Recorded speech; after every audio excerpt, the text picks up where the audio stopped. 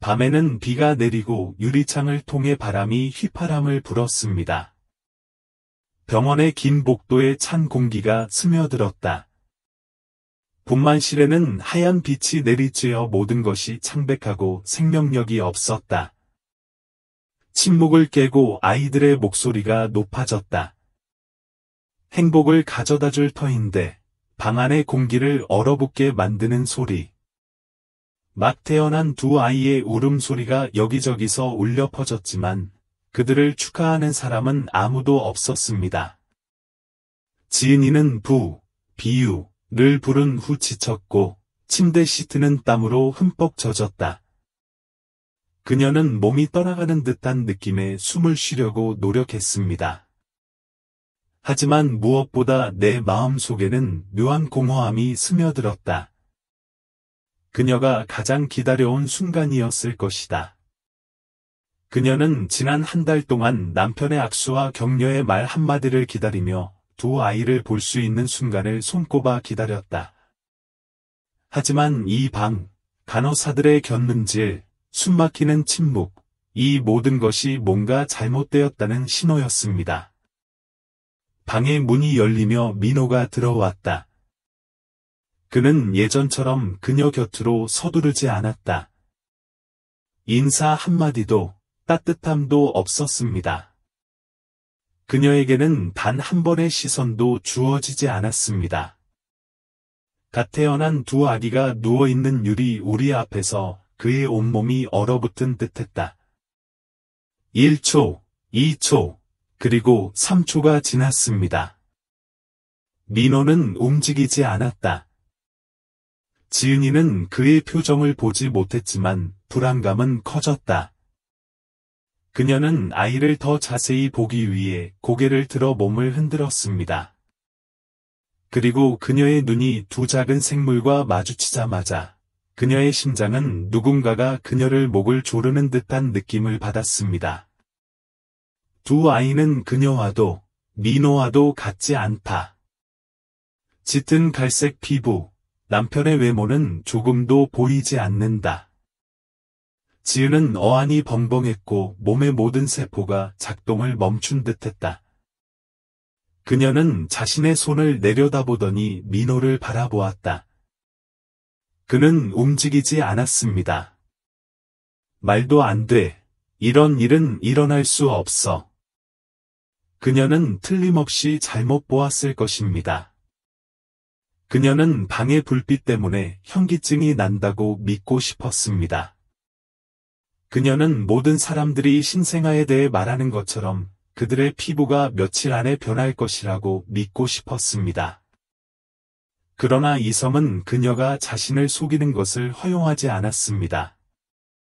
민호도 아무 말도 하지 않았다. 병실의 분위기는 무거워 보였다. 모든 것이 흐릿해진다. 지은은 아무런 지원도 탈출구도 없는 끝없는 공허 속으로 자유롭게 빠져드는 듯한 느낌을 받았다. 그러다 갑자기 민호는 뒤돌아서 아무 말도, 질문도, 꾸짖지도 않고 방을 나갔다. 그냥 떠나세요. 방 문이 쾅 닫혔다. 1초 전 지은은 설명할 수 있겠다고 생각했다. 몇 초 전, 그녀는 누군가가 나서서 이것이 단지 실수였다고 말할 것이라고 믿었습니다. 하지만 이제 그녀가 본 것은 차가운 진실뿐이었다. 그는 그녀를 믿지 않습니다. 그는 그녀가 한마디도 말할 필요가 없을 정도로 끔찍한 것을 믿었습니다. 지은은 가슴이 무거워지는 것을 느끼며 이를 악물었다. 그녀는 민호를 배신한 적이 없다. 그녀에게는 다른 사람이 없습니다. 그녀는 아무 잘못도 하지 않았습니다. 그런데 일이 왜 이렇게 된 걸까요? 그녀는 민호에게 전화를 걸고 싶었고, 무슨 말을 하고 싶었고, 그가 무슨 생각을 하는지 묻고 싶었다. 하지만 용기를 내어 전화를 받았음에도 여전히 손이 너무 떨려 전화를 걸 수 없었다. 3시간 뒤 병원 문이 다시 열렸다. 이번에는 민호가 혼자 가지 않았다.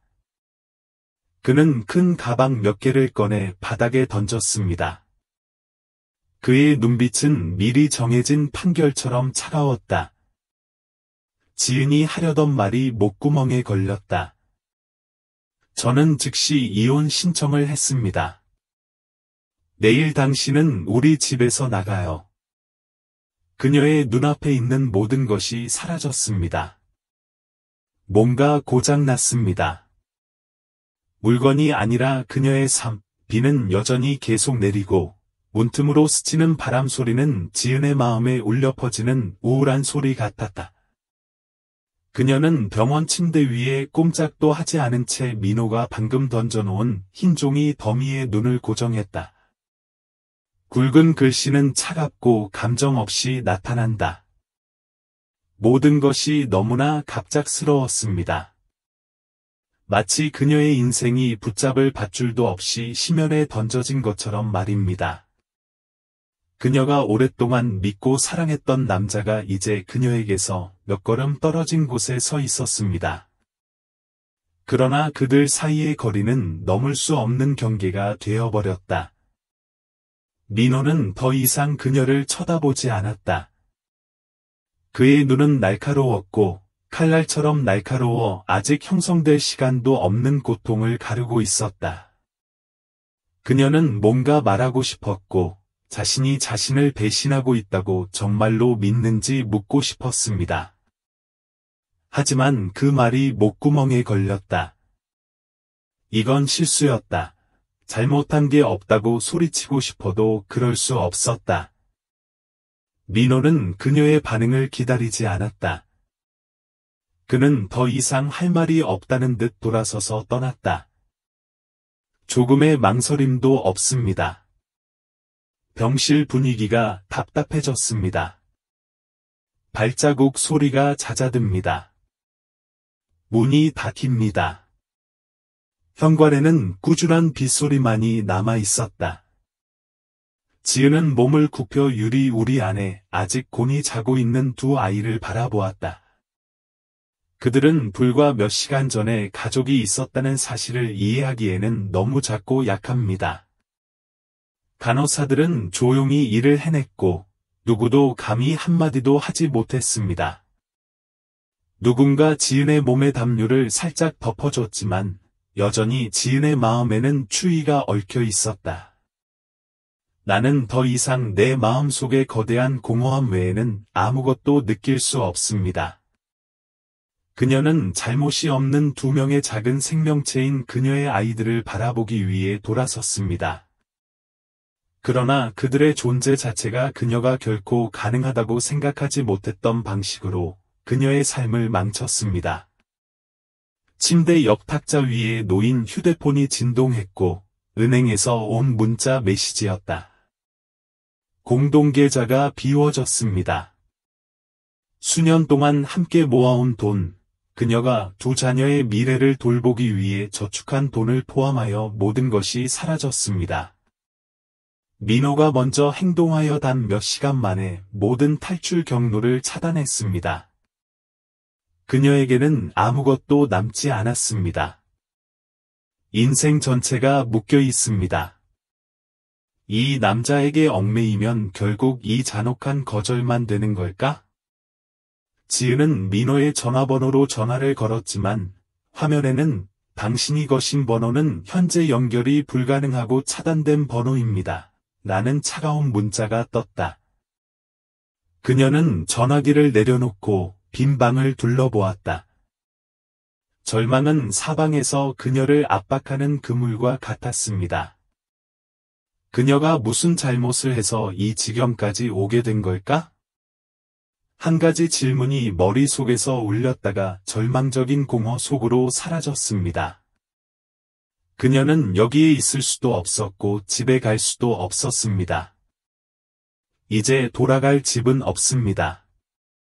지은은 심호흡을 하며 평정을 되찾으려고 노력했다. 지금은 넘어질 때가 아닙니다. 그녀에게는 두 명의 자녀가 남아 있습니다.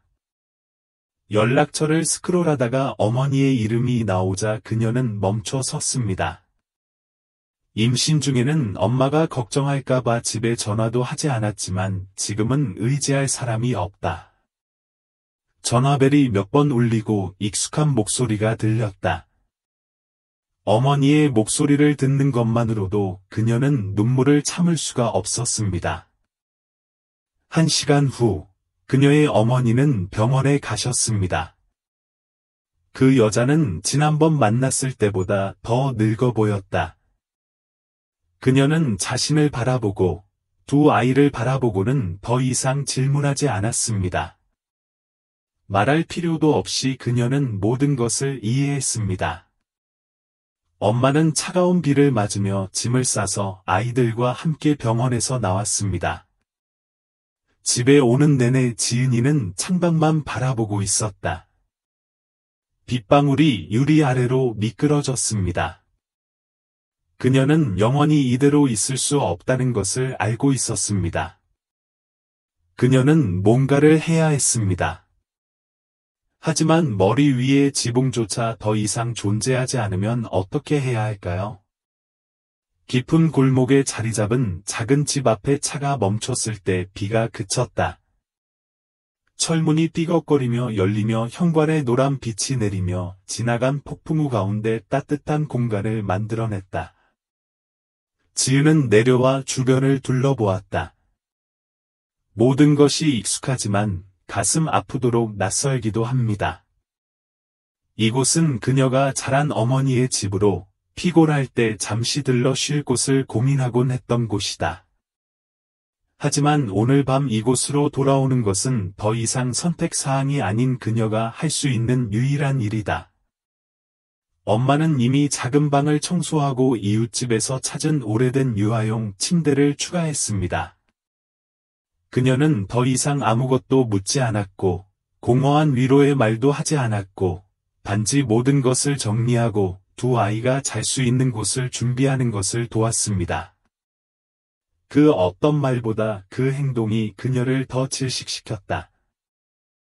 지은이는 두 아이를 바라보며 조용히 앉아 생각에 잠겼다. 그녀의 삶은 하룻밤 사이에 완전히 바뀌었습니다. 그녀에게는 더 이상 남편도 없고, 집도 없고, 수년 동안 쌓아온 돈도 없습니다. 마치 존재한 적도 없었던 것처럼 모든 것이 지워졌습니다. 하지만 그녀를 가장 괴롭히는 것은 민호의 버림이 아니라 대답할 수 없는 질문이다. 두 아이는 왜 아버지와 같지 않을까? 그녀는 배신하지 않았습니다. 그녀는 아무 잘못도 한 적이 없습니다. 그러나 진실은 그녀의 눈앞에 분명했고, 그녀조차도 그것을 이해할 수 없었습니다. 그녀에게는 대답이 필요했습니다. 민호에게 증명하기 위해서가 아니라 민호 자신이 무슨 일이 일어났는지 이해할 수 있도록 하기 위함이다. 다음 날 아침, 지은은 DNA 검사를 받기 위해 병원으로 갔다. 더 이상 말할 필요도 없이 단지 자신과 두 아이의 혈연 관계를 확인해달라고 요청했을 뿐이었다. 그녀는 그것을 누구에게도 증명할 필요는 없지만 진실을 알아야 합니다. 결과를 기다리는 날은 그녀의 인생에서 가장 긴 날이었습니다. 그녀는 거의 잠을 잘 수 없었고, 제대로 식사도 할 수 없었습니다. 매일 작은 집에서 두 아이를 돌보며 지내지만 마음은 늘 무겁다. 그녀의 어머니는 알아차렸지만 묻지는 않았습니다. 그녀는 무슨 일이 있어도 여전히 그들의 어머니입니다. 라고 부드럽게 상기시켜 주었습니다. 지은은 대답하지 않았다. 그녀는 그것을 알고 있습니다. 하지만 그녀는 그 이유를 알아야 했습니다. 결과를 받은 날, 그녀는 떨리는 손으로 봉투를 열었다. 두 자녀는 그녀의 생물학적 자녀입니다. 안도감이 잠시 그녀를 덮쳤지만 곧바로 더 무서운 질문이 뒤따랐습니다. 만약 그들이 정말로 그녀의 자녀라면 왜 그들은 민호의 유전적 특성을 갖지 않았을까요? 그녀는 어머니를 만나러 종이를 가져갔습니다. 그녀는 놀라지 않았습니다. 그녀는 진실을 모르는 유일한 사람입니다. 그녀는 그녀를 끌어당겨 앉혔고 그녀의 눈은 약간 머뭇거렸지만 결국 그녀는 이렇게 말했습니다. 나는 내 아버지의 친자식이 아니다. 한 문장은 그녀가 지금까지 믿어온 모든 것을 무너뜨리기에 충분했습니다. 지은은 아무 말도 할 수 없었다.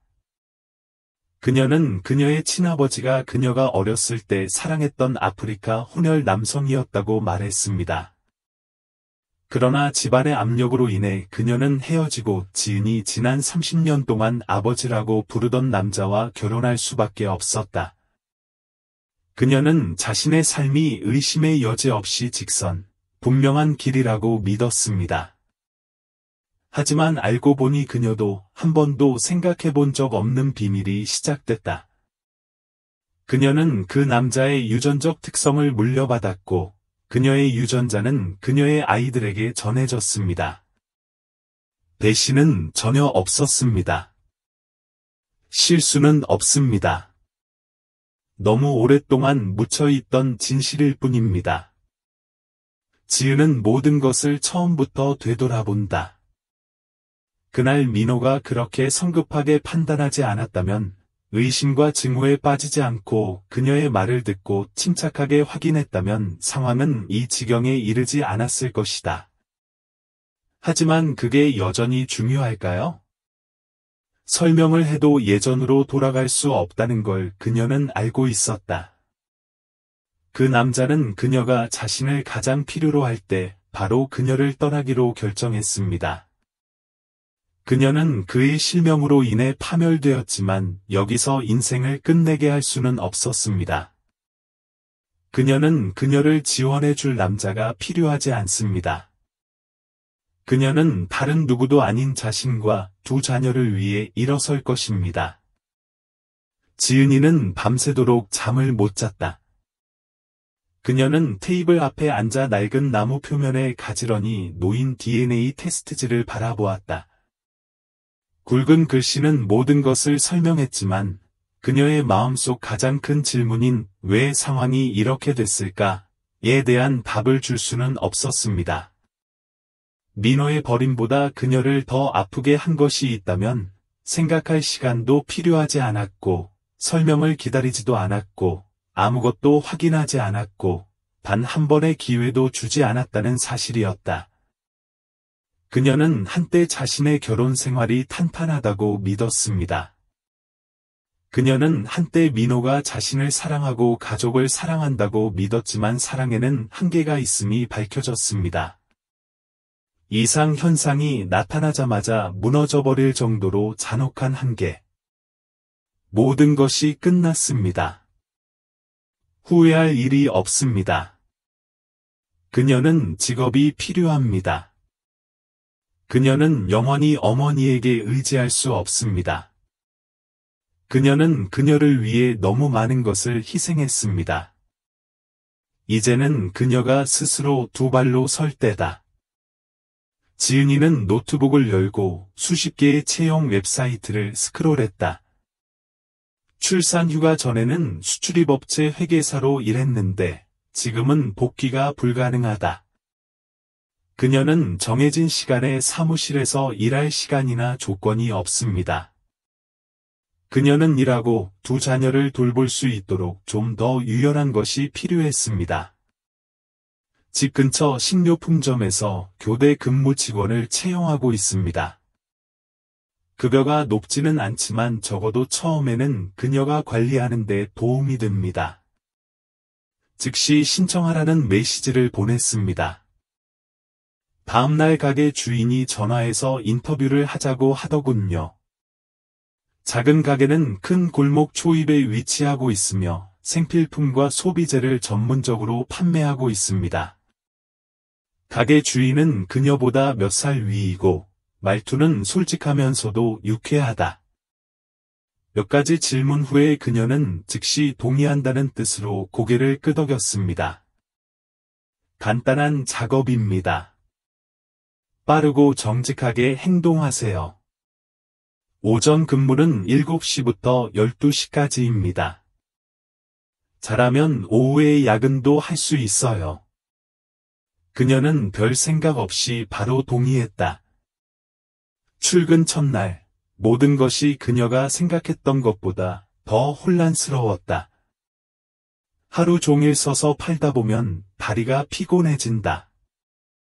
고객은 끊임없이 들어오고 나가며 각각 다른 요청을 가지고 있습니다. 때때로 그녀는 청구서를 잘못 계산했고, 때로는 혼란스러워서 물건을 어디에 두어야 할지 기억하지 못했지만 불평하지 않았습니다. 그녀에게는 이 직업이 필요해요. 퇴근 후 그녀는 집에 갔다. 두 아이는 곤히 잠들어 있었다. 그녀의 어머니는 의자에 앉아 작은 스카프를 들고 바느질을 하며 그녀를 바라보고 있었습니다. 지은은 다시 시작하는 게 쉽지는 않지만 할 수 있을 거라고 믿는다고 고개를 끄덕였다. 그녀도 그렇게 믿습니다. 그로부터 며칠 후, 그녀의 삶은 점차 새로운 궤도에 들어섰습니다. 오전에는 가게에서 일하고 오후에는 집에 돌아와 아이들을 돌봅니다. 저녁에는 급여가 더 높은 다른 직업을 찾을 기회를 가졌습니다. 그러나 그녀는 고통이 쉽게 사라지지 않는다는 것을 깨달았습니다. 그녀는 모든 것을 잊으려고 출근했지만 갑자기 찾아온 공허함의 순간들이 있었습니다. 그녀는 한 젊은 부부가 자녀를 위해 함께 물건을 사기로 결정하는 것을 지켜보았습니다. 남편은 아내 옆에 서서 부드럽게 물었다. 그때 그녀는 어린아이를 안고 지나가는 한 남자를 보았습니다. 그의 얼굴은 기쁨으로 빛났습니다. 그녀가 그것을 보았을 때 그녀는 그런 것이 없었습니다. 다시는. 하지만 그녀에게는 2명의 자녀가 있습니다. 그들은 여전히 매일 성장하고 있으며 여전히 그녀에게 미소를 짓고 마치 그녀가 그들의 세상인 것처럼 그녀의 손을 잡고 있습니다. 그것만으로도 충분합니다. 그녀는 계속 노력했습니다. 식료품점에서 받는 월급은 많지 않지만 그녀가 약간의 비용을 충당할 수 있을 만큼 충분합니다. 때때로 그녀는 추가 수입을 얻기 위해 저녁에 온라인 데이터 입력 작업을 수행합니다. 벌어들인 모든 돈은 주에 깊게 계산되어야 합니다. 그러던 어느 날, 제가 물건을 팔고 있을 때 오랜 지인이 들렀습니다. 그녀와 민호의 공통 친구. 그 사람은 한참 동안 그녀를 바라보았고 그의 눈은 머뭇거렸다. 그리고 마침내 그는 민호가 재혼했다고 말했다. 지은은 침묵했다. 놀랍지도 않고 상심하지도 않습니다. 과거가 진정으로 닫혀 있다는 확인일 뿐입니다. 그녀는 더 이상 아무것도 묻지 않았습니다. 그 여자가 누구인지는 중요하지 않습니다. 그들이 어떻게 살고 있든 상관없습니다. 그녀가 걱정하는 유일한 것은 자신과 2 자녀뿐입니다. 그녀의 삶은 더 이상 민호의 것이 아니다. 그녀는 먼 길을 걸어왔고 앞길이 얼마나 많은 어려움을 겪더라도 계속해서 갈 것입니다.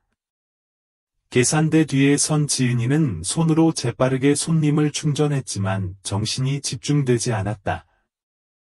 아침에 말은 묻혀있다고 생각했던 과거의 먼 메아리처럼 그녀의 머릿속에 계속해서 울려 퍼졌다.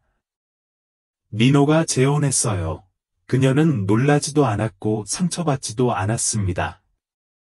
더 이상 중요하지 않더라도 그들 사이의 모든 것이 완전히 끝났다는 명확한 확인입니다. 그러나 그녀의 어떤 부분은 여전히 형언할 수 없는 감정을 불러일으켰습니다.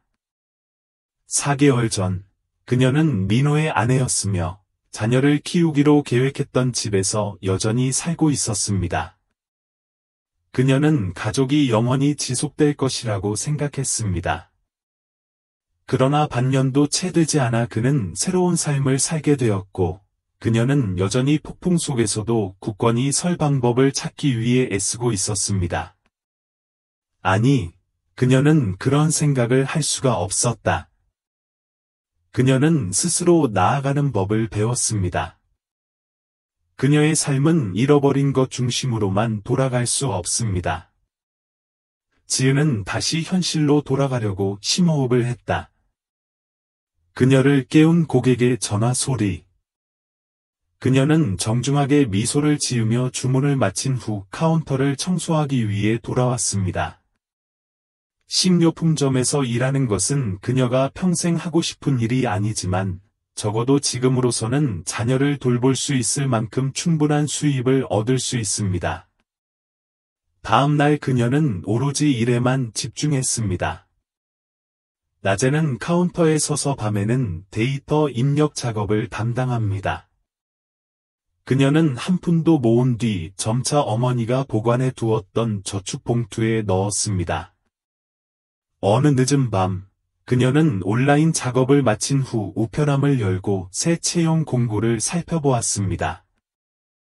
그녀는 매달 돈에 대해 걱정할 필요가 없도록 더 나은 직업과 안정적인 지위가 필요합니다. 수출입 회사의 회계직이 그녀를 막았습니다. 급여도 좋고 복지도 좋은데 문제가 하나 있다. 민호가 다니는 회사다. 그녀는 약간 망설였다. 그곳에서 일한다는 것은 과거를, 어쩌면 민호와, 어쩌면 한때 그들의 이야기를 알고 있던 사람들과 마주해야 한다는 것을 의미합니다. 그러나 그녀는 그 생각을 일축했습니다. 그녀는 평생 동안 숨을 수 없습니다. 좋은 기회라면 잡아야죠.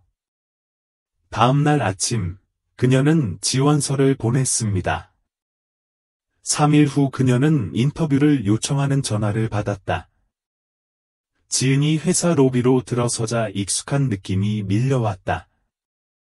내가 아직 민호의 아내였을 때 그가 주최한 회사 파티에 여기 한번 왔던 적이 있다. 그러나 이번에는 누구의 아내로 오신 것이 아닙니다. 인터뷰는 생각보다 순조롭게 진행됐다. 면접관은 진지하면서도 친근한 중년 남성이었습니다. 그는 이전 경험에 대해 몇 가지 질문을 하고 자신의 전문성을 테스트한 후 다음과 같은 간단한 질문으로 마무리했습니다. 바로 시작할 준비가 되셨습니까? 그녀는 고개를 끄덕였다. 다음 날, 지은은 두려움 없이 미래를 내다볼 수 있을 만큼의 급여를 받으며 공식적으로 회계사로 복귀했다.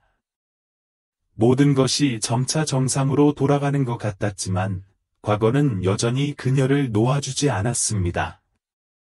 입사 일주일 후 엘리베이터를 탔던 그녀는 갑자기 민호와 마주쳤다. 그는 얼어붙었다. 아마도 그녀를 여기서 만날 거라고는 예상하지 못했을 것이다. 그녀는 그것을 피하지도 않았고 물러설 생각도 하지 않았습니다. 민호가 먼저 말을 꺼냈다. 언제부터 여기서 일했어요? 그녀는 간단히 일주일이라고 대답했다. 그는 살짝 고개를 끄덕이고 침묵했다. 엘리베이터는 계속해서 달렸고 각 숫자는 위로 올라갔습니다. 더 이상 아무 말도 하지 않았지만 그녀는 그것만으로도 민호가 더 이상 자신의 삶의 일부가 아니라는 것을 이해하기에 충분했습니다. 그녀는 그를 극복했습니다. 그녀는 계속 나아갔습니다. 그녀는 더 이상 4개월 전, 비에 젖어 손에 아무것도 남지 않은 그 여자가 아닙니다. 그녀는 일어서서 다시는 누구도 그녀를 밀어내도록 두지 않을 것입니다.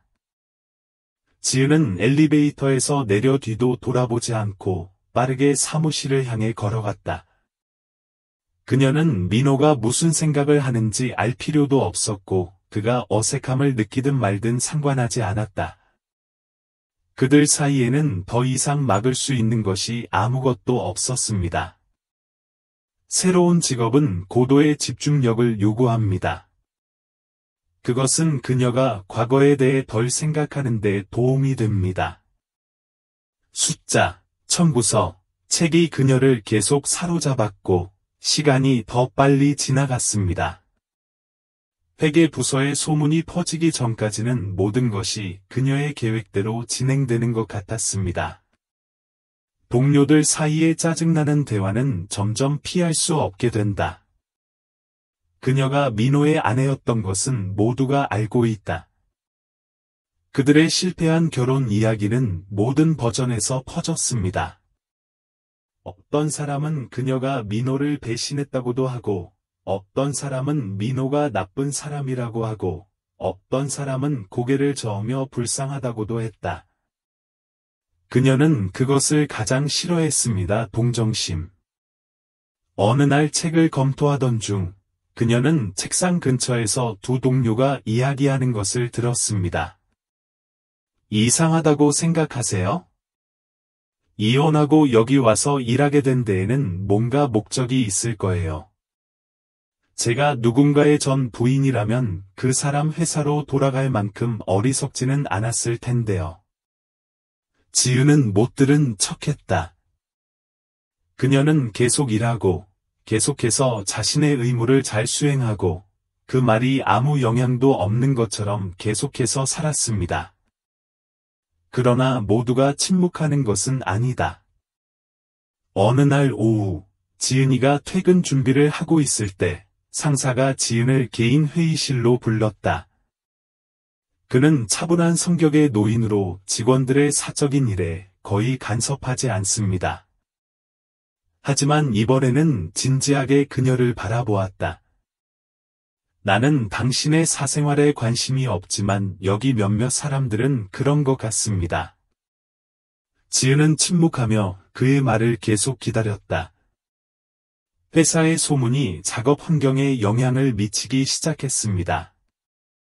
혹시 그것 때문에 괴로워하시는지 알고 싶습니다. 그녀는 고개를 저었다. 좋습니다. 한 가지만 말씀드리고 싶습니다. 그런 일이 귀하의 생산성에 영향을 미치지 않도록 하십시오. 나는 다른 사람을 위해서가 아니라 귀하의 능력을 위해 귀하를 고용했습니다. 지은은 그 말의 뜻을 이해했고, 그녀를 신경 쓰지도 않았고, 그녀가 민호의 아내라는 것에도 관심을 두지 않았다. 당신이 좋은 일을 하는 한, 누구도 당신을 여기서 밀어낼 이유가 없습니다. 그녀는 기분이 한결 가벼워진 채 회의실을 떠났지만 모두가 그녀를 내버려 두기를 원하지 않았습니다. 일주일 뒤, 주차장으로 향하던 지은이는 회사 정문 근처에서 누군가 기다리고 있는 모습을 목격했다. 민호의 새 아내 수진입니다. 그 여자는 자신보다 젊었고 자신감 넘치는 외모와 날카로운 눈빛을 갖고 있었다. 수진은 의문스러운 표정을 숨기지 않고 앞으로 나섰다. 언제부터 여기서 일했어요? 지은은 바로 대답하지 않았고 이 게임에 참가하고 싶지도 않았지만 수진은 쉽게 나갈 생각이 없었다. 민호 때문에 여기로 돌아왔나요? 그 질문은 그녀를 웃게 만들었습니다. 그녀는 다른 여자를 똑바로 쳐다보았다. 민호가 무엇을 하는지, 어떻게 사는지는 관심이 없습니다. 이 회사는 우리 아이들을 먹일 만큼 충분한 급여를 갖고 있습니다. 그게 전부입니다. 수진은 그 대답에 만족하지 못한 듯했지만 결국 어깨를 으쓱할 뿐이었다. 좋습니다. 누구도 우리 생활에 간섭하는 것을 원하지 않습니다. 대답을 기다리지 않고 수진은 떠났다. 지은은 잠시 가만히 서 있다가 누구에게도 설명할 필요도, 증명할 필요도 없이 돌아섰다. 그녀는 오직 한 가지에만 관심이 있습니다. 계속해서 전진하는 것입니다. 다음 날 지은이는 동료들의 눈빛에서 확연히 달라진 모습을 느꼈다. 어떤 사람은 더 친해지고 어떤 사람은 여전히 거리를 유지합니다. 속삭임은 남아 있었지만 그녀는 더 이상 신경 쓰지 않았습니다. 그달 말에 그녀는 첫 월급을 받았습니다. 그녀가 돈을 인출하고 일부는 어머니에게 보내고 일부는 자녀들을 위해 보관하고 장기 계획을 위해 소액을 저축할 때 그녀의 마음에는 만족감이 스며들었습니다. 생활이 점차 안정되고 있습니다. 그런데 무슨 일이 일어났습니다. 어느 날 저녁, 지은이가 퇴근 전 서류를 정리하고 있을 때 전화벨이 울렸다. 화면에 이상한 숫자가 나타났습니다. 그녀는 전화를 집어들었습니다. 반대편의 목소리는 낮고 느리게 들렸다. 이게 나야. 그녀는 누가 말하고 있는지 물어볼 필요가 없었습니다. 놀랍지도 않고 단지 과거가 완전히 닫히지 않았다는 확인일 뿐입니다. 그녀는 민호가 무엇을 원하는지 기다리며 조용히 기다렸다. 한 번만 보고 싶어요. 그녀는 즉시 응답하지 않았습니다. 그날 밤의 비, 병실, 그의 눈빛의 냉혹함. 지은이 시계를 보니 과거로 돌아가기엔 너무 늦었다. 그녀는 전화를 손에 쥐고 서두르지 않고 대답했습니다. 반면 민호는 기다리는 듯 침묵을 지켰다. 내가 왜 당신을 만나야 하죠? 아무런 감정도, 증오도, 기대도 없이 질문이 튀어나왔다. 한 번만요. 민호의 목소리는 더 이상 지난번 만났을 때만큼 차갑고 자신감 넘치는 목소리로 들리지 않았다. 지은이는 더 이상 의미 없는 일에 시간을 낭비하고 싶지 않다. 그녀는 거절하려 했으나 마음이 바뀌었습니다. 그녀는 민호가 무슨 생각을 하는지 알고 싶어 한다. 그녀는 한때 폭풍우가 몰아치는 밤에 그녀를 거리로 밀어냈던 남자가 이제 그녀에게 무슨 말을 할지 듣고 싶었습니다. 그들은 작은 카페에서 만나기로 약속했습니다. 텅 빈 골목, 지은이 도착했을 때 그곳에는 민호가 앉아 있었다. 그녀는 잠시 그를 바라보았다. 그의 모습은 전보다 조금 더 지쳐 있었지만 여전히 같은 사람, 그녀와 오랜 세월을 함께한 같은 사람이었다. 그러나 이제 그들 사이에는 메울 수 없는 간격만이 있을 뿐입니다. 민호는 한참 동안 침묵을 지킨 뒤 말을 이었다. 당신은 틀렸어요. 지은은 아무런 반응도 하지 않고 기다렸다. 당신을 믿지 못한 내가 너무 어리석었어요. 확인했어야 했고, 진정했어야 했어요. 지은은 혀끝에 퍼지는 쓴맛을 느끼며 커피를 한 모금 마셨다. 그럼 이제 그걸 깨달아도 무슨 소용이 있겠습니까?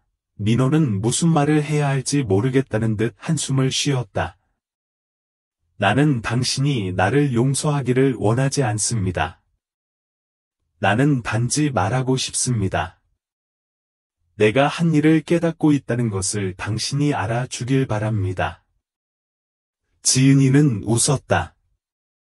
새 가족을 맞이한 민호는 고개를 숙이고 두 손을 맞잡은 채 그의 시선을 피했다. 지은이는 사과도 필요 없고 민호가 후회해도 상관없지만 그동안 못했던 말을 하고 싶다. 아무런 설명도 없이 갓 태어난 두 아이를 데리고 거리로 쫓겨나는 기분이 어떤지 아시나요? 그렇지 않습니다. 민호는 커피잔을 꽉 쥐었지만 아무 말도 하지 않았다. 전화번호도 차단되고 돈도 빼앗기고 출산하자마자 버림받는 기분이 어떤지 아시나요? 아니요, 아직 답변이 없습니다. 당신 곁에 있기로 약속한 남자가 새 아내를 맞이했는데 처음부터 다시 시작해야 하는 기분. 적은 월급으로 두 아이를 돌보기 위해 식료품점 카운터 뒤에 서 있어야 하는 기분을 아시나요? 이번엔 민호가 고개를 들었다. 제가 더 이상 아무 말도 할 자격이 없다는 걸 알지만 정말 후회됩니다. 지은은 테이블 위에 커피잔을 올려놓았다. 그럼 그 후회를 혼자만 간직하세요. 그녀는 민호에게 더 이상 말할 틈을 주지 않고 자리에서 일어났다.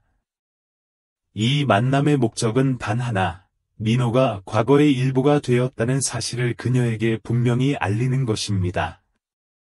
그녀는 더 이상 그가 필요하지 않았고 스스로 극복했습니다.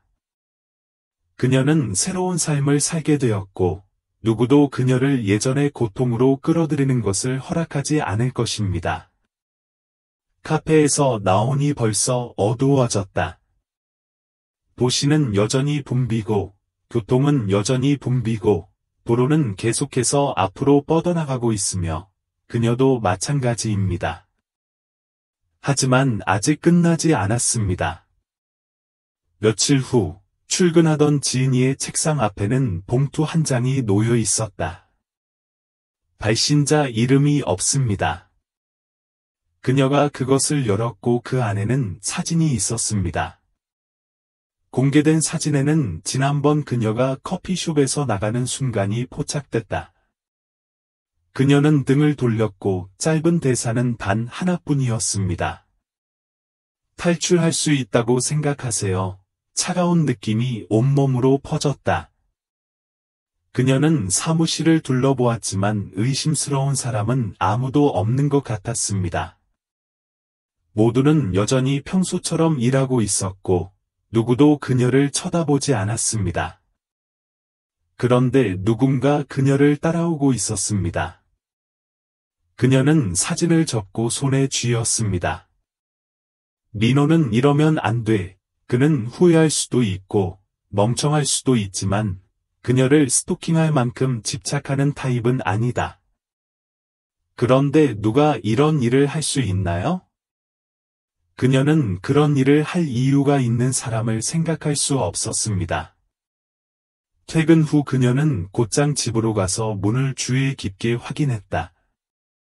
그녀는 걱정할까봐 이 사실을 어머니에게 말하지 않았지만 그날 밤 잠을 이룰 수가 없었습니다. 누군가가 자신을 쳐다보고 있는 것 같은 느낌이 들었고, 그녀는 이것이 더 나쁜 일의 시작일 뿐이라는 것을 알았습니다. 지은은 침대에 앉아 테이블 위에 놓인 사진을 바라보았다.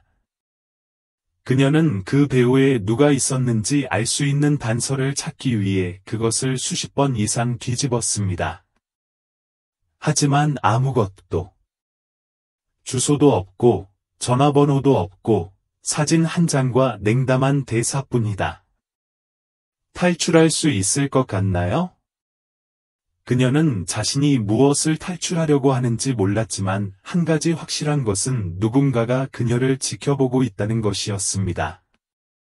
다음 날 아침 출근할 때 지은이는 주변 사람들에게 더 많은 관심을 기울였다. 그녀는 거리에서 낯선 사람들인 동료들을 관찰했습니다. 의심스러운 사람은 없었고 그녀를 따라오는 듯한 사람도 없었다. 하지만 여전히 불안감은 사라지지 않았습니다. 그녀는 아직 경찰에 신고하지 않았습니다.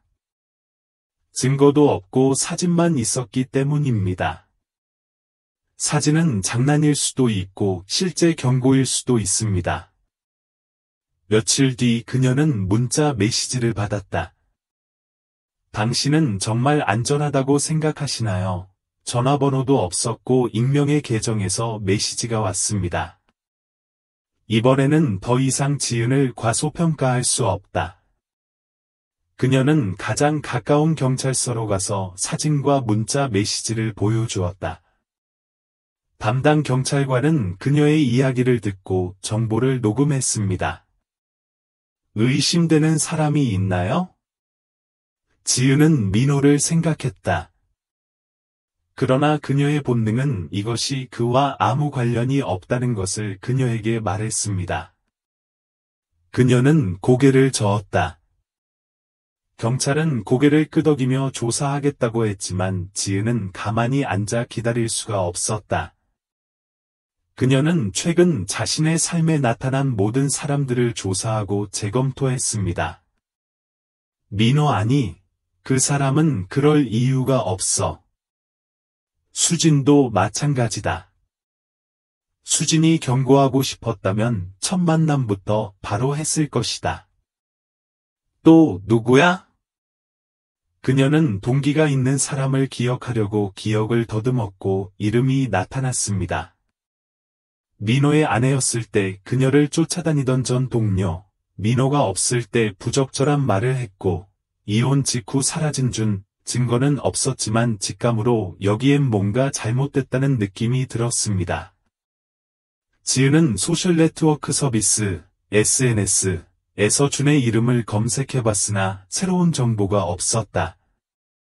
그의 계정은 더 이상 활성화되어 있지 않았지만, 그녀가 그의 이전 연락처를 찾아보려고 했을 때 그의 전화번호는 여전히 남아 있었습니다. 그녀는 나한테 하고 싶은 말 있어? 라고 문자를 보냈다. 응답이 없습니다. 그녀는 한두 시간을 기다렸지만 여전히 아무 일도 일어나지 않았습니다.